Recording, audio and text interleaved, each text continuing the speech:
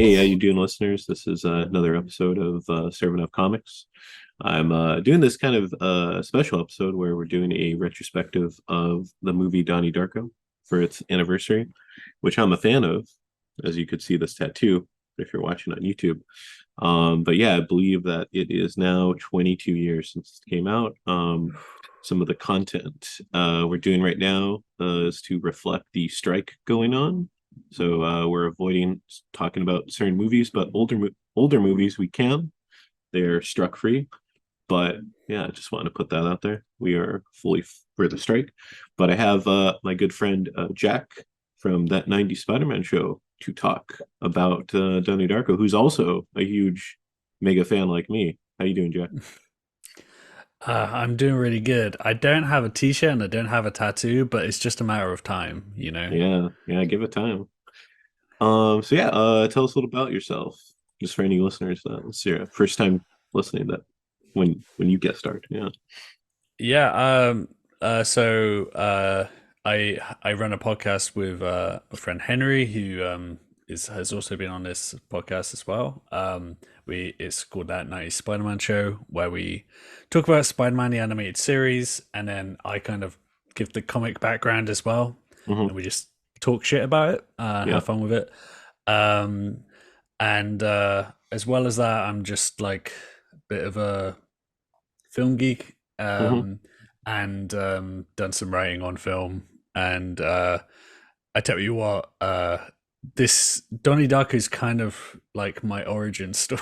Oh, okay. Hmm. I was really like, because I was just thinking about it from like, preparing for this, and I was Hmm. just realizing how like it came about at a certain time, and it was kind of what got me interested in like thinking about movies in a different way. Hmm. Um, and and yeah, so it's like a perfect one to come on and talk to you guys about, you know, Yeah. Yeah. some non-Spider-Man related content. Right. Yeah. Even though I guess Jake Gyllenhaal almost played Spider-Man, right? Right? Yeah, Yeah. yeah. He almost played Hmm. him, and then he's Mysterio, and I guess he might be Reed Richards. That's Oh, what. is that Yeah, the that's like new rumor? the new the three Reed Richards that you have going on right now. But yeah, I was also gonna say the movie is also kind of like a comic book. It's very comic booky too, right? Hmm. It's Yeah, like, yeah. hmm. And I that comes up a lot in what I'm sure we're going to discuss soon enough, but in the director's cut, um, what one of the things I did in preparation for this, which I was really glad I had this reason to, because I never listen to commentaries, and whenever I Hmm. do, I'm always really glad I did. Oh, okay. Um, and I listened to the commentary by the director Richard Kelly Hmm. and Kevin Kevin Smith, Smith, yeah. It was which like was a I've listened to surprising that. addition. I've Yeah, listened to that commentary. I guess like, well, Kevin really likes that movie apparently. yeah, and Yeah. it's quite interesting because he's a good foil to Hmm. Kelly, because he's the one there being like asking him questions, being like, "What's this about?" And then when he gives a complicated answer, being like, "No, it's not about that. I disagree." Yeah. um, but one of the things they talk about is like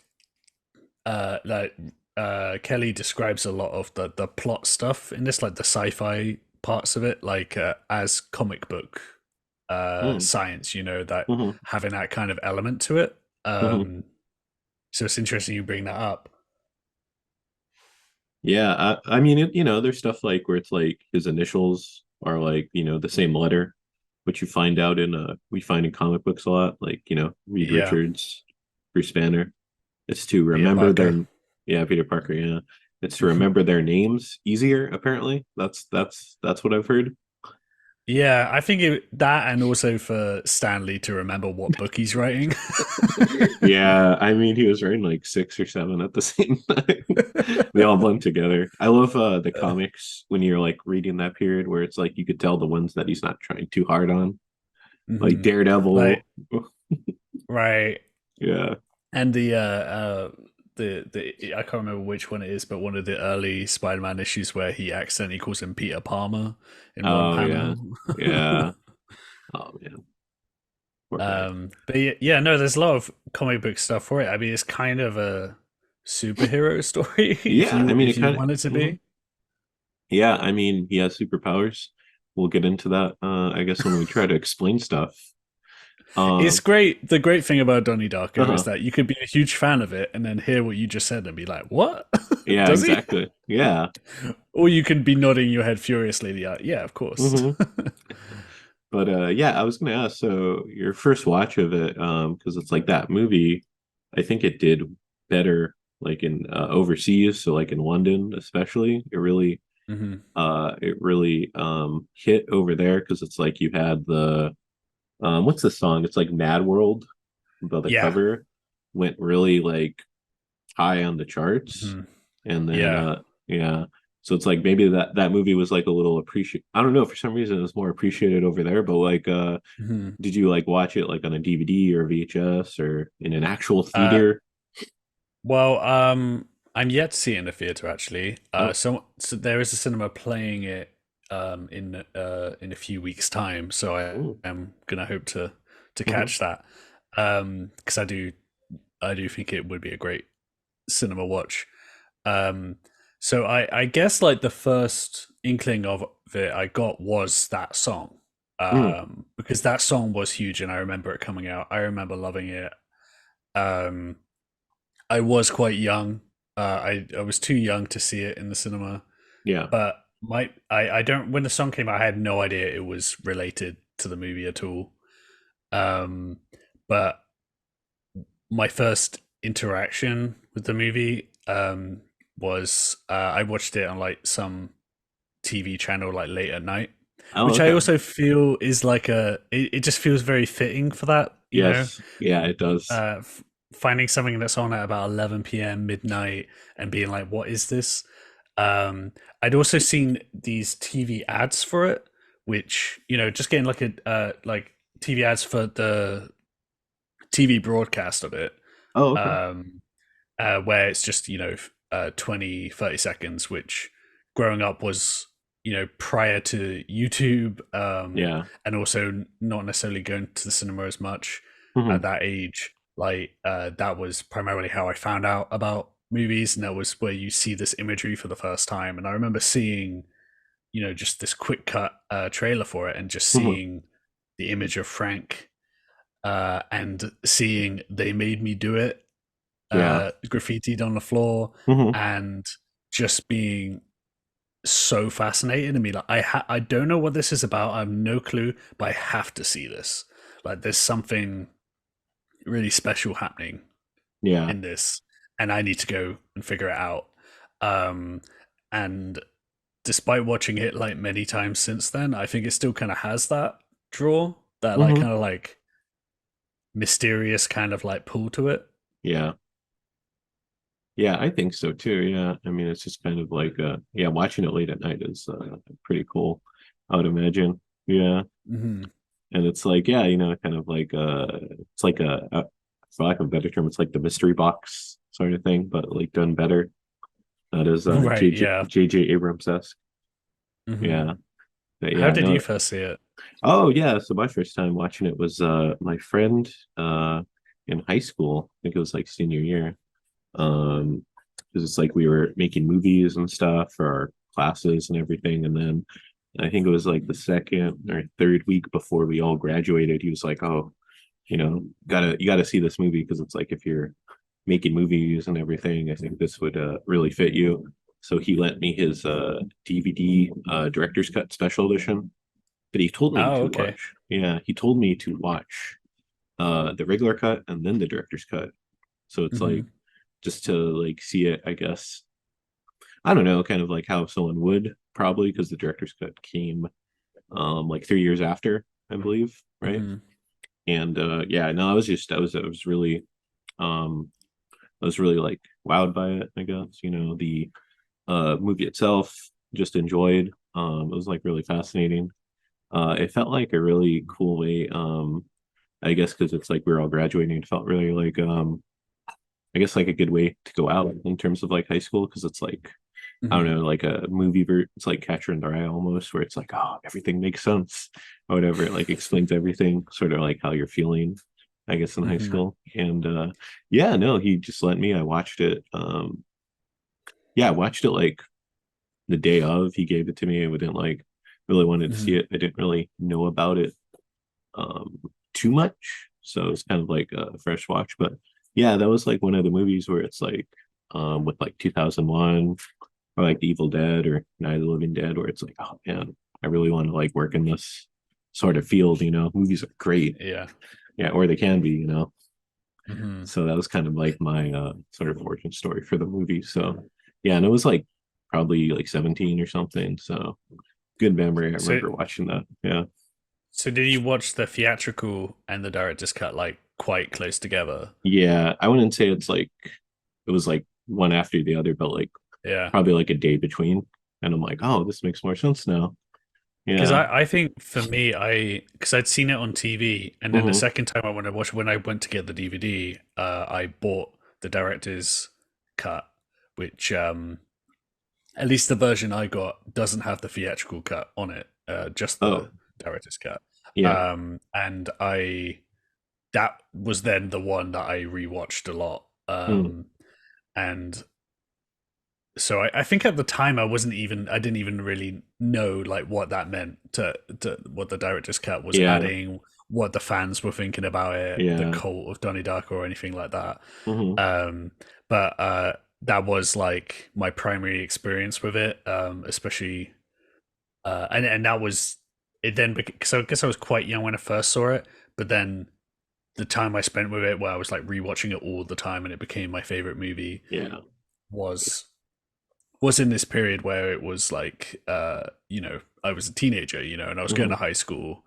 And I think and like I think the reason why it worked for when you watched it as well, it's a really good like teenage story. Yeah. It It, captures so many hmm. things you go through and feelings you have, questions you ask. And I remember being a teenager and being so frustrated with all the media I saw about teenagers, Hmm. because I was like, it was all very like a fantasy of being a teenager. Yeah. And while this isn't exactly like the most grounded uh, movie, there's some crazy stuff that happens in it. Hmm. It's also like got like quite like I felt like a realistic depiction of like high school. And it helped that like aside from like creepy hallucinations, Yeah. I pretty much was Donnie Darko in Oh, high okay. school. Yeah. I was when I was rewatching it, like when he starts talking about like wanting to be a writer, oh Hmm. maybe I'll be a painter, and it's just there's just so many things where I was Hmm. like the crossover is just so much with my teen years that it's not surprising that I like related really hard to it. Yeah. Oh, that's cool. Yeah, I didn't know teenager are you, so that's awesome. Yeah. But like yeah, no, it's like yeah, I think it's like it covers the angst of it really well. It's like has like, yeah, no, like you're saying, like it's like stuff where it's like, Donnie and his sister and they're like calling each other like fuck asses or something, like that's really like authentic. I feel which like you wouldn't see in anything else. Just Mhm. like that sort of like rapport or like, how he is with the parents or yeah, it's I just like think mhm. all around it's like very grounded. It all feels very real. Yeah, so it The doesn't. supporting, yeah, Yeah. the supporting cast are just also good, but also like the I feel like those characters all have like their own stories going on that you get snippets of, and they all feel Yeah. like real people, like the frustrated teacher Hmm. or the mom who doesn't know how to handle her kid and drinks a lot of wine, Yeah. the dad who laughs at inappropriate moments Hmm. and is like going hard for George Bush, Yeah. you Oh yeah, know. that's yeah, that's true. It's like an election year. Yeah, it's very like time. Yeah, it's very like has like covers a time period really well. Yeah. Yeah. No one. Yeah, no one was voting for Dukakis that year. But yeah, no, the Sporting Cast is great. It's also like a who's who of like people that go on to do something else. Like Seth Rogen's in it. Yeah, Yeah. crazy. Was it Alex Greenwald from Phantom Planet? Yeah, Phantom Uh, Planet. I only found, I only Mhm. found that out this year. Oh yeah, I That think I told you. Yeah. yeah, that was it. Just like making that connection of like the guy in Phantom Planet is the guy who says Boys. "Hey, you fuck" to Yeah. Donnie in the bathroom and holds a knife to his throat. Yeah. I don't Very think he. strange. Yeah, I don't think he's the best actor, but he's certainly in the movie. But Yeah, yeah. I mean, I guess it's kind of a one note part. Hmm. And some iconic lines like Seth Rogen saying "I like your boobs." Yeah. Uh, Well, yeah. I mean, some good said that. I don't know. But yeah, no, it's like it's cool to see like the impact it had on you as well. Because it's like it didn't like make you get into like more like cult films or like independent sort of stuff, you know? I think at that point I'd only really been watching like big movies and Hmm. stuff that was meant to be for my age. Yeah. Um, so it was interesting to watch something that had intrigued me because it looked like scary and just Hmm. generally like spooky from the trailers to realizing like seeing it like reflecting like parts of being a teenager that I really Yeah. related to, but then it kind of takes you into such a weird place where like the idea of like movies using like implying things and using like imagery and not Hmm. spelling everything out. Yeah. And I think it's a real like it kind of started me on a path that ended me finding the movies I like more, and eventually like my favorite filmmaker is David Lynch. Oh, okay. uh and looking at it now, I'm like, I can see how I went from like liking Donnie Darko to finding other like another filmmaker who's like dealing with like dreamlike Yeah. things, and It's like, where it's not all about like a linear straightforward plot. gotta figure it out. Yeah. Yeah. Yeah. And too, I mean, like there's like stuff where it's like, yeah, they explain it more like in a Lynch film. I think like even that, like there's like enough information where you could mostly figure it out. I'm not saying like, you can do it like all the way, but yeah, like even this movie for Donnie, and then the regular cut, I think you could get by with like the information you have too, right?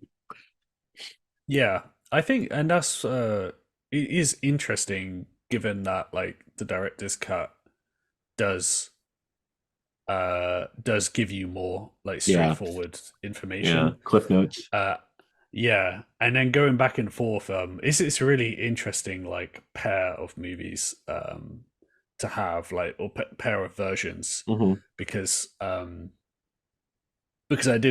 probably watched the director's cut more than I had the theatrical one, Yeah. um to the Same. point where I forget that certain scenes aren't in the original cut, or when I do watch it, uh, I don't know. It's funny because like the theatrical cut is it almost like I don't Hmm. the scenes that are missing or shorter. I don't necessarily miss them. Yeah. Um, it does exactly what it needs to, and I think it's a really good cut. Hmm. And I think it works really well. But yeah, there's the extra stuff is just so like burned into my brain. That is what Donnie Darko is. Yeah. Yeah. I guess we'll go straight into that because it's like the two cuts are like they have like interesting choices. Like it's mostly they're adding like deleted scenes of like, sort of like context or, there's also just stuff where it's like wholesome moments where it's like Donnie talking to his dad and his dad's just like giving him like a lot of good affirmations where he's like, fuck everyone else, things like that. Uh That mhm. scene is like maybe one of my favorites in the movie. I It's a love that scene. yeah, it's a great one. Uh, Yeah, I love that one too. it's a um, Holmes Osborne is great in that movie. Hmm. I Yeah. think the character is written really well. There's lots of bits that are like he brings in that are sort of improvised. Apparently, like little Oh, lines okay. here and there. Yeah. Like you're not a bitch. You're bitching, but you're not a bitch. It's just him on the spot, stuff Yeah, like that. that was And good. that I really like that scene, and I think the director's cut does add in these. humanizing moments with their parents. Yeah. And again, I think the theatrical has like just enough to make it work, but it is nice getting to see a one-on-one and like very real feeling, hmm like parent-son conversations. Yeah. Like there's like stuff like that. And then, they have the chapter breaks sort of thing where it's like they go into the book of time travel, which is it's from an Right. actual book they published, where it's like the script book has all of that. So they just like put it in to kind of give you like, all right, this is what's happening right now, just so you could stop asking. I think the when people talk about the director's cut, because I was just trying to Google something earlier and I hmm accidentally came across Reddit posts where, and I was reminded how angry a lot of people are about the director's cut, Oh yeah. in terms of just like you ruined the movie sort of thing. Like the mystique Um, of it, or just like yeah, like you shouldn't have okay, given these answers, or the answers you right. gave weren't good enough, that kind of thing. Okay. Uh, and it, and I just find it interesting that so many people associate the director's cut with those parts where the text comes up on a screen. Yeah. Um, and I was curious what your take is on them because I'm Oh. personally mhm, I think they're interesting. mhm. I think the way they're implemented in the film is not great. Yeah, it's a little Just in the jarring. sense it's a little jarring, and there's no time I've ever watched it that I haven't paused it, if you know what I mean, because Yeah. it's not something I process quickly enough. Oh, like reading the text and everything. Exactly. So Yeah. I don't have enough time to process it, but it also is so, um it takes up enough time that it does kind of like break up the movie a bit. mhm, Uh so I wonder if there was like maybe a different way to implement them. Yeah. But I guess like the only real way would have been like at shooting an actual scene where characters are talking about it, Yeah. Reading the which I book. guess is which is not the sort of thing you do just for a director's cut. Yeah. Yeah. Also, yeah, they probably like look all different, all the actors and stuff. Yeah, Yeah. yeah. Yeah, I don't mind them. Like the chapter breaks, they are kind of like jarring. I think for kind of taking away sort of the mysteries of the movie, like it was already in the book that was published before the director's cut. So like, I it's know there all was a interactive website as well, wasn't yeah, there? that's correct. Yeah. I don't think it's online anymore. Probably like got lost. But Right. yeah, there was Yeah. a website where you could like access the book. So like it was all out there. It was all in the canon. So, people saying, it takes away, it's like it was already there. It's just not in the actual movie. I mean, it's Mhm. not something like Star Wars where it's like, this comic or this game where the show has to explain the Sith troopers of Exegol, which the movie doesn't explain. They're just there. Or why Mhm. Palpatine's still alive. I'm sorry if you haven't seen Rise of Skywalker. I I still haven't finished watching Oh, Rise of Skywalker. just watch I'm scenes. I think I'm maybe like halfway through it. Oh, okay. What I what don't a have it. I'm watching it piecemeal. oh, okay. So but I don't mind spoilers. Oh, sure. I mean the Sorry. internet is already given me plenty. Yeah. What a miserable movie. Yeah. But no, with this Yeah, sorry. Mhm. the I do think that uh the director's cut kind of works it like the way Kelly describes it Mhm. is as a like a sort of remixed version. Yeah. And I Yeah. think if you go into it thinking of it that rather than like this is the true version Yeah. that, and I think maybe the fact that it's just called director's cut is like there is this kind of idea that like he's going, this is what they didn't want you to Mhm. see, this is the real story I was trying to tell. Um, but he does make a point of being like, this is still kind of like my interpretation of it and what I wanted to present. Yeah. Yeah. And I think it works like that, which is why like I'd say you watch the to like your friend said to watch the theatrical version first, and then if you like it, then go for the second. Mhm. But I think going into the second being even if you go in thinking like this is going to explain it, I don't Yeah. think it necessarily does, or at Yeah. least not in the way some people might hope it would. Hmm. Yeah, I mean, there's some stuff where it's like, not completely explained or why this happens or whatever. There's still like some mystique to it, I would say, you know, Hmm. of like terms of like, manipulated living or like where does, Yeah. why does the timeline get into a tangent universe to begin with? We'll never know. It just does, you know? Yeah, I think Yeah. you end up just getting like very specific questions from Hmm. it that don't like quite hold. It doesn't all hold up under scrutiny. I think Right. there's certain leaps you have to make. It does end. It does feel like comic book logic where Hmm. it's like very cool concepts that are being thrown around, but they don't necessarily all like add up in like a. It's not like watching Primer or something where there's Yeah. like this detailed Uh-huh. uh well, I guess you need a lot of work to make Primer make sense, but like Yeah. it's Yeah. there. Hmm. Whereas there's definite parts where I mean I think it even comes up in their commentary where like if there's certain questions where he's just like it still comes down to oh well, that's a mystery or Yeah. that's something which we can't know or Hmm. something. Uh which I think is good, because it means that like it still like has that level of mystery to it. Yeah. Yeah. Yeah. No, I agree. I agree. Because yeah, I think like some stuff like, you don't need to know like what's in the briefcase in like Pulp Fiction. Just Hmm. just a fucking mysterious briefcase. Yeah, Yeah. and I think like all the stuff that like I like about the theatrical cut is still in the director's cut. Like when the stuff comes up about like the excerpts from the book, Hmm. you could take it as okay, this is them explaining what's happening in the movie, but you could also take it as like these are just excerpts from the book, which is present in the theatrical cut and that they do talk about. And this is something that Donnie is reading, Yeah. and all the parts that I actually really like about the film are not the so much the specific sci-fi elements, but like I Hmm. can still see them and enjoy them, even though this other stuff is happening as well. Yeah. Yeah, exactly. I was gonna say the only thing I can forgive are some of the music choices they change. Right? Are you not a Yeah. fan? I'm not a fan of so in the original version, it has the Killing Moon for the opening, right? Hmm. And Yeah, then in the director's cut, they change it to that in XX song, right? yeah, Am I yeah, right?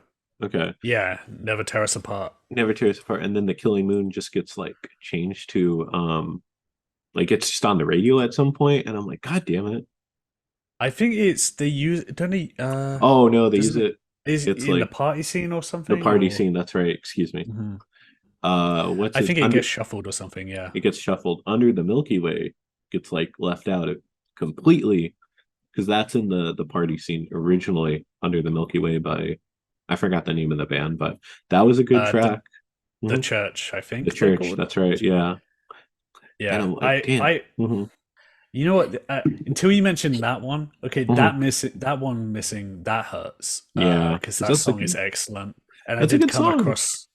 came across that song and a lot of good songs through this soundtrack Hmm. for the first time, and I think in general though I actually prefer the music in the director's cut. Oh, Um, okay. All right. the only one that I think I don't like as much is in the if I'm remembering right, the opening scene, like Hmm. before the montage where the song actually starts, Yeah. director's cut is just they mix the audio of like the birds chirping like really, really high. Hmm. Uh, and in the original, it's a bit quieter, and they've also got some of the score as well. Yeah. And that's one change that I don't like as much. Hmm. But I actually find it pretty difficult um, to decide which I like more. But I do think the NXS song works better for the Yeah. that opening montage still. Yeah. I mean, all the songs they have like a point. They're kind of like they're like some of the lyrics or I guess some of the mood. They're talking about like fade or like fade. It's like was that the NXX song? It says like fade against your will. Things like that. And like those are Yeah. like nice little touches to the soundtrack. That- I felt. yeah, I think the one thing I'm glad is present in both versions is Head Over Heels, the Oh Tears yeah, for Fears song that's for so that good. the The school school. opening montage, which I think is there's a lot of sequences in this that are like some of my favorite Hmm. in all movies really, but Yeah. that is such a good scene setting. Hmm. You get the information you need about so many characters, Yes. but just it just looks great. It just looks Hmm. so good, and with that song and starting like upside down and flipping around, like it's Yeah. a it's a great. There's a lot of really good needle drops in here that Yes. are not needle. There's been a lot of frankly garbage needle drops in the last like 10 years. I Yeah. think Look like at look the at. Hmm.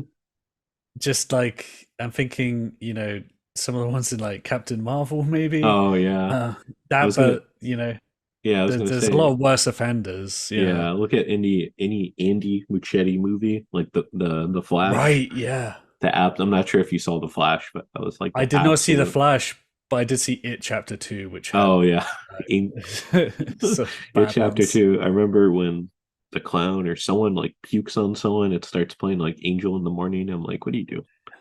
I Yeah, think that that was guy's the like, worst. yeah, I think that guy's like an insane person in terms of like the choices he makes and like his movies. Or if I don't know if Yeah, you watch The Flash, that was like an insane.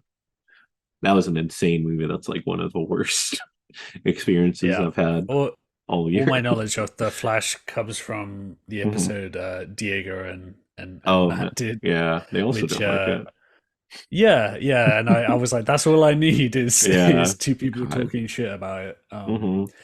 But no, the needle Yes. drops in this are great because I think similarly to James Gunn Hmm. in the Guardians movies, well, I know a lot of his movies, um, having real purpose to the music, and I think Kelly also like uh, writes the songs into the script or at least Yeah. has them early on, Hmm. so it's like they're really like there to set the scene. They're not just, oh, we need a pop song, we need a rock song or something, and then Right. just pasting it over the top. It's like got a real purpose behind it. But they're also sort of songs which would have been like the kind of songs that maybe like Donnie Darko would have been listening to in was it Indeed. 1989? Yeah, I think it's yeah, 89, that's correct. I think they're all of the time period, maybe one or two come out after, but Oh, okay, yeah, I think they're all in the same. Yeah. it's close enough. It's Yeah, fine. yeah, it's yeah, some of that like yeah, like who cares? Like this wasn't, around at like 1985. Shut up. It's like movie logic, but Yeah. yeah, respect the differences of opinion for Well, the music. maybe that that song like traveled back in time or Oh forward yeah, in there you time. go. It's like BioShock Infinite, right? Right. Yeah. I mean, Yeah. there's a thing in the commentary they say, which I never noticed, which is that there's like a TV broadcast where Hmm. it's like actually it plays in the background of a scene, but it's actually something from the 50s, Oh, okay. which Hmm. he like included as a way to show that there's things from other times that are like kind of breaking through into The whatever like Donnie's alternate. present is, Yeah. which the good thing about that is that if you don't care about that stuff, you can just be like, okay, there's something playing on the TV that is setting Yeah. the tone, you know. Exactly. Yeah. What version of this movie would you recommend to people? Just curious. Uh, yeah, I really think like I think the theatrical is the way to go. And then Hmm. directors, if you want more, if you want your remix version, because even though I probably like the director's cut more, I think that for a first time watch, it's probably pretty overwhelming because the Yeah. movie's not exactly like explaining everything Hmm. in the theatrical version either. So Yeah. it's kind of good to be able to go in and have your own take on it. Yeah. Yeah. I mean, yeah, I think I would agree as well. Yeah, it'd be a good version to like, sort of, you know, average viewer, everything. Just start with that. Hmm. Yeah. But I guess going into like extras, how would you? explain this movie to people if you had like trying to like pitch it to them or like you need to watch this because it's about time travel or like is it explainable or Oh, like yeah. uh, I don't know. It's just like a coming of age story for like Yeah. loner weirdos. Hmm. You know? Yeah, And pretty if much. you self-identify as a loner weirdo, Hmm. especially if you're a teenager, I do think this like. I mean, maybe it's just because it was a formative thing for me, but like I think watching it as a teenager, uh, like I think I probably like watched it for the first time when I was like 12, and then continued watching it like Hmm. throughout my teens. Okay. I think that would be a good time to watch it. But like even as an adult, I think like if you had that kind of experience, um, if you're just generally like philosophically minded, it's kind Hmm. of like because that's kind of what like I mean, there's a lot of sci-fi stuff going in it that you can Yeah. explain, Yeah. or at least try to explain. Yeah. But like, the thing for me is like throughout the whole movie, he's like uh asking big questions. All the questions are like things like uh stuff like what was the line every living creature on Oh, Earth dies desolate. alone. Hmm. Things like that, like um questioning your purpose, Hmm. what is your future, and then also at the same time having all this bullshit around you, like people trying to censor a book at school. Yeah, Uh, it's Graham Greene. What's the book? It's like a Graham Greene uh, book. yeah, Yeah. uh, and I. Mhm. what was it? I can't remember the name of the actress who plays. Is it Kitty? Oh yeah, no, I forgot. Uh, Yeah, she's great in that movie. Beth Grant, is it? Yeah, I think so. She's excellent here. She's really funny, but also like so hateable. Yeah, um, yeah, she but plays the like part very well. like representative of like conservative Hmm. forces and like also the idea of like people telling you that like life has to be this way and you have to Yeah. think about things in this exact way, Hmm. and I all those things are in there and are things that people relate to, and I think the movie is like really like about that, or at least Yeah. that's what it is to me. And then all this other stuff, the crazy stuff, is like I don't know, like flavor to it and like Yeah. ways of expressing it. Like you could see like the bit where the sort of like I don't know, describe like jelly worms coming out of the chest, Yeah, they're um, they're tunnel like things, tunnels. Yeah, it's where they're supposed to go in this timeline or right? yeah.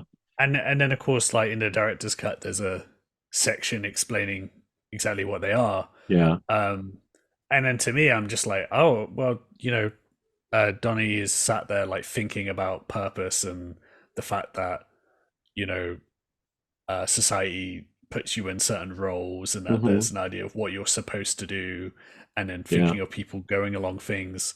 And it's just the kind of thoughts you might start having when you get a bit older and start like thinking deeply about things. Yeah. Um, and I think like yeah, so people who are interested in that kind of thinking, and maybe had that kind of thoughts as a teenager, like I think that's like the movie to me. Yeah. That's like the funny thing is that like that's me going out of my way to like not talk about literally what's happening in it, Uh-huh. and it still took me that long to describe it. Yeah. So I still don't think there's like a sentence that you know aside from yeah coming of age for loner Yeah. weirdos. Yeah, I mean, I would agree too. Yeah, it's like a coming of age, angsty movie, but it's like also about time travel, where it's like someone gets stuck in a parallel reality and he has to fix it. So that's how I'd Yeah, like tell how my mom if she wanted to watch it, and she was like, I don't get it. That's what I would yeah, say. I guess like putting the pressure on having to get it might be the that make the experience like less fun, Yeah, to yeah. watch. Uh, Well, I don't know some stuff, don't need to explain. I don't know. yeah, well, I mean, it's the same thing. Like I love the way that Twin Peaks and Twin Peaks: The Return, like a lot of stuff is unexplained in that, for Yeah. instance. But and I'm happy with that, and that's Hmm. the way I like it. But on the other hand, I have spent hours and hours and hours the last month up until 3 a.m. reading like 1,000 words of like Oh theories that no. people have written on Yeah. Reddit, and it's like both things can exist. You can be like obsessive about like the what is really happening, and then also like know that the themes might be like the thing that the movie's like really nailing. Yeah. No, definitely. Yeah. It's sometimes it's just vibes. But if you want it like explained, you could read the book. Do you have the book as well? I'm just curious. No, I haven't. No, Okay. But you like I know of think it. I think I a long time ago, like as a teenager, like downloaded like a PDF Oh, of it okay. or something from somewhere, and then and then read a bunch of it there. But it's been a long time, so I'm not sure. Yeah. I would like I to get a copy, oh yeah. but I don't know if it's like is it. I'm assuming it's not like in print, so it's probably No. like kind of a collector's thing Yeah. now. I think you need to find it like on Amazon or like something. Yeah. Mhm. But it's like interesting, yeah, and explain stuff. But then it also has a script. The script's interesting to read and how they're describing Mm. stuff or how they're explaining concepts and everything. Because it's like I think in the commentary talks about like kind of like trying to like over explain stuff in the script because this is like such a like weird, high concept movie, and I'm like, oh, this is interesting. Mhm. Or they have like an interview, and he's talking about like how he made the movie or like when he was in like film school and stuff. And yeah, I don't know, he's interesting. Richard Kelly's like I guess we'll get into that. I like listening to Richard Kelly because it's like he seems like a very like interesting fellow, right? I yeah, I find him fascinating. I want him to make more stuff. Yeah, He's had a few things in like development hell. It seems yeah. like So recently. yeah, I guess we could talk about that too, because it's like I'm not sure how familiar you are with his like projects and stuff. Like, he Okay, did. so I tell you what, like what Mhm. loved Donnie Darko. Saw The Box in the cinema. Yeah, Uh, and hated it. yeah. And everyone I was with thought it was terrible and laughed at Hmm. it. Watched it again, Hmm. like a couple of years ago. I think during like lockdown, Okay. and and love it now. Hmm. And then went and watched Southland Tales, and I love Southland Tales. I Southland Tales is great. I like Southland Tales a lot, actually. they're very hard movies to recommend. I feel like Yeah, they're very one dense. percent 1% of the people I know will like it. Hmm. uh, it's definitely like it's it's I don't know, like maybe they need to be like restrict he needs to be restrained a little bit. A little bit, But yeah. I because I think like Donnie Darko is like maybe like being a first time filmmaker and being forced to make cuts and stuff like that made the Right. movie like into this very unique thing. Hmm. um and I don't know, like maybe I would like to see him under restraints again, but at the same Yeah. time, like there's Hmm. so much interesting stuff in Southland Tales that I don't Yeah. really want it another way, so it's a hard Yeah. thing to say. Unfiltered Richard Kelly. I'll say I feel like you watch Southland Tales now, it feels like you're mhm. seeing a prophet talk about like the future, Yeah. Uh, I was gonna say I watched that Southland Tales for the first time during I guess the weird period between the election, the last American election, and then like the mhm, inauguration. right, And then there was also a half-assed like insurrection that happened in between. So those are like I right. think yeah, that was the most timely movie to watch during that time. So Mhm, yeah. I loved it. I think it's like the most maybe like one of the most truthful movies about like politics and stuff. So, like mhm. America and everything, elections. So that's Yeah, also and yeah. Hmm. that's why I'd want to see him make another film, because I'm like, okay, well, you kind of summed up like the 2000s, like Yeah. for me. So I was like, make another movie so I know what's going to be happening in like 2030, Yeah. because like he's really good at like capturing like a time and like a mood. Hmm. And yeah, I just want to see more of what he's got. I'm still like reeling though from him talking in the commentary about like him making Donnie Darko when he was 25.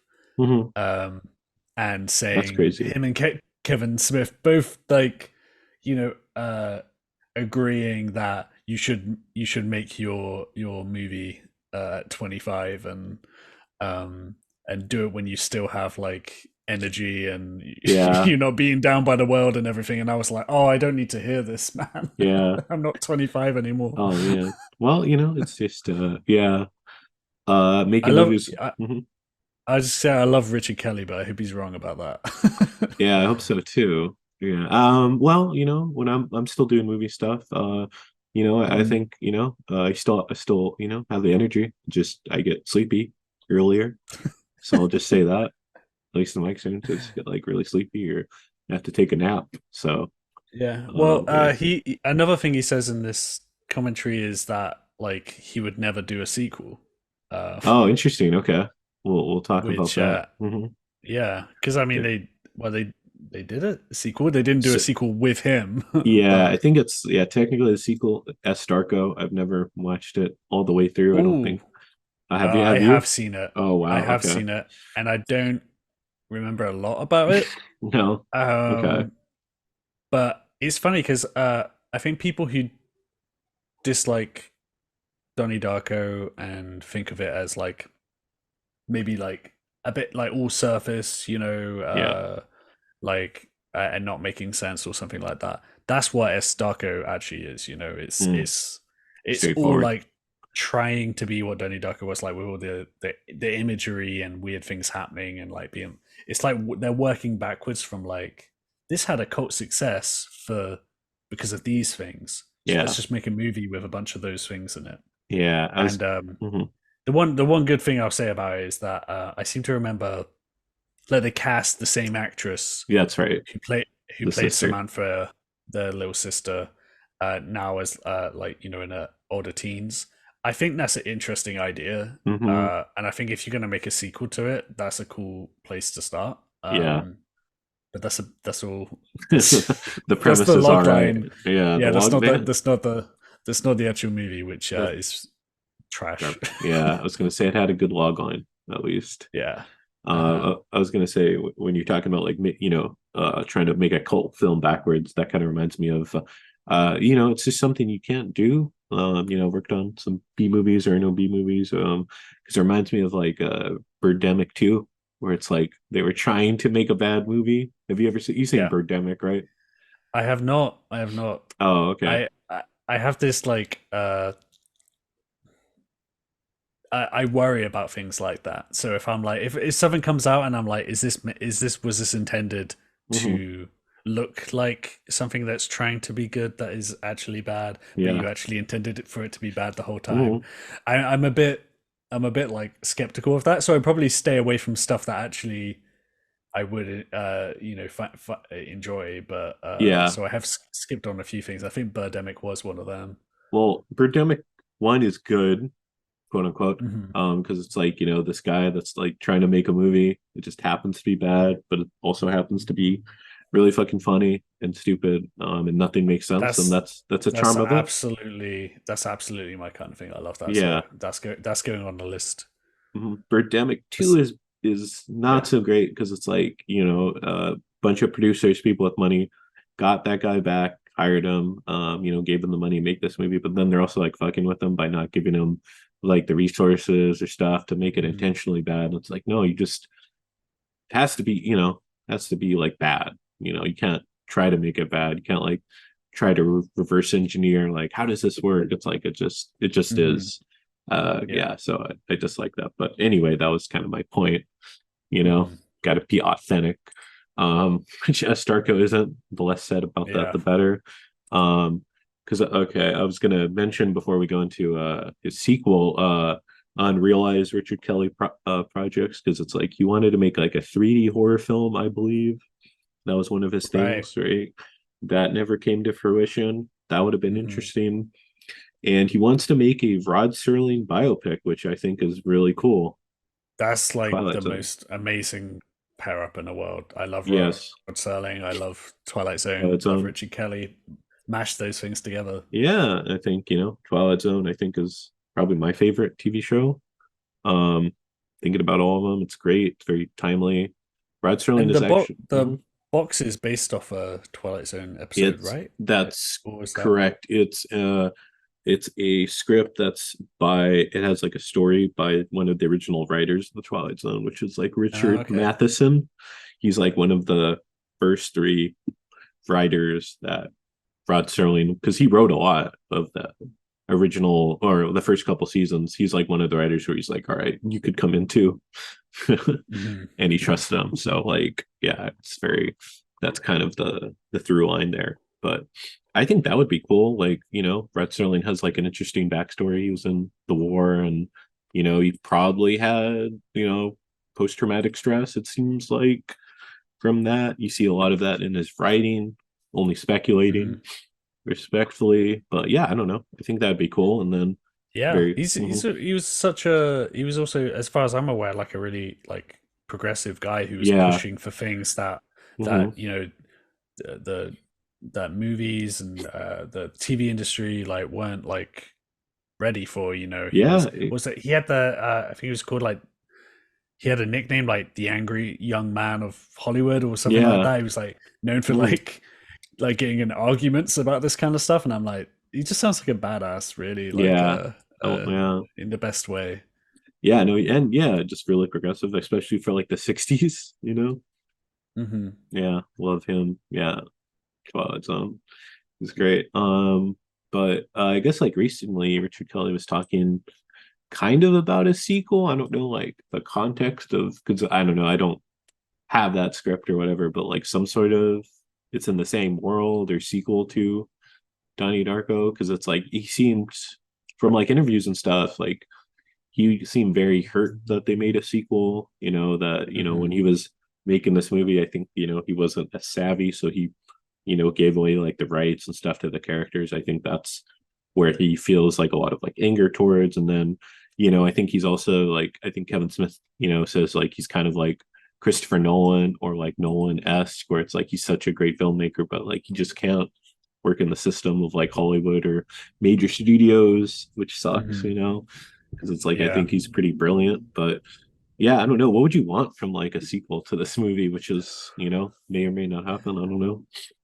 Well, I mean, first of all, I don't really want a sequel, Yeah, but if I exactly. was to get one, I'd want it written and directed by Richard Kelly. Yeah, And if yeah, I was to get a sequel to Donnie Darko written and directed by Richard Kelly, yeah. I guess I'd want it to be in the same universe, but like very unrelated.